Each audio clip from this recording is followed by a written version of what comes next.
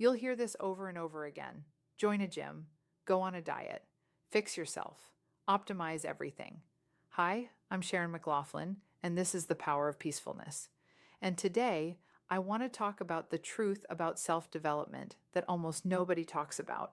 Because when it comes to self improvement, I'm not so sure we actually need to improve at all. I believe we already have everything inside of us that we need. What we're missing isn't discipline or motivation. What we're missing is self acceptance, acceptance of who we are right now. Now, if you want to change something in your life, that's a different story. Growth can be beautiful, but it doesn't start with fixing yourself. It starts with understanding yourself. One of the biggest problems with the self help industry is that it convinces us to take on too much at once. We try to change everything: our body, our habits, our career, our relationships at the same time. And then we wonder why we feel frustrated, discouraged, or like we've failed.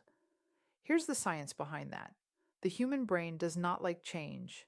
Even positive change activates uncertainty, stress, and discomfort. When we set goals that are too big or unrealistic, our nervous system interprets that as a threat, not inspiration. That's why we often get angry at ourselves, not because we're lazy, but because the bar we set was so high, it was nearly impossible to reach. Instead of motivation, we create shame. This is where self compassion matters. Psychologist Kristen Neff's research on self compassion shows that people who speak to themselves with kindness, not harsh self criticism, are actually more likely to sustain change over time.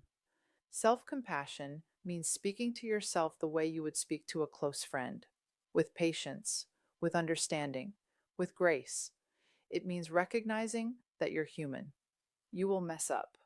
And that doesn't mean you're failing, it means you're learning. Another trap we fall into is rumination, going over and over what we did wrong, replaying it in our minds, judging ourselves again and again. But rumination doesn't create growth. It increases stress, anxiety, and emotional exhaustion. Growth happens through acceptance, not punishment. So let's talk about balance. A lot of people say they want work life balance. Maybe that's something you want this year. But balance doesn't come from doing more. Balance comes from saying no. It comes from boundaries. And boundaries aren't something you need to go out and acquire. They're already inside you.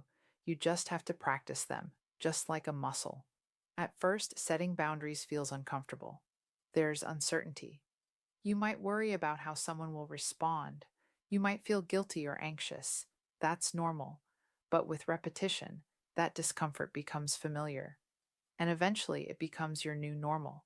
This is why small changes matter. Instead of saying, I'm going to go to the gym, diet, paint, learn piano, stop getting angry, be more patient, and transform my entire life, pick one thing, one small, meaningful thing. High expectations without compassion set us up for failure.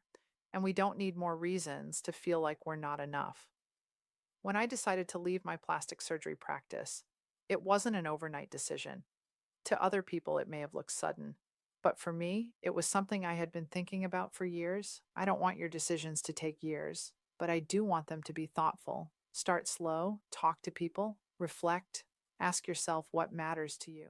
And ask yourself this one question: what would actually make me happy? Not what should make you happy, not what looks impressive, not what other people say you should want. Only you can answer that. Happiness is personal.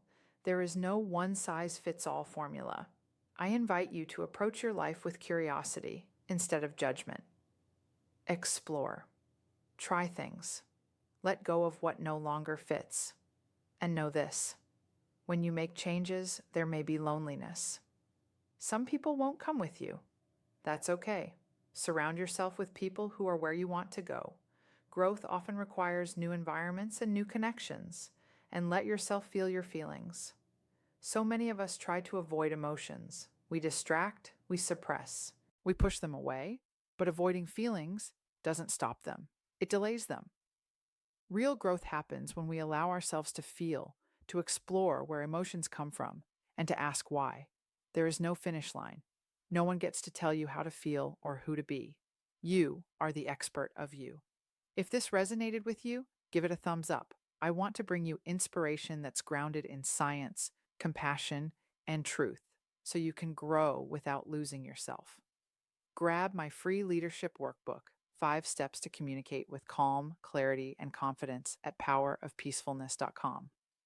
Until next time, take a deep breath, embrace the present moment, and keep walking your path to peace.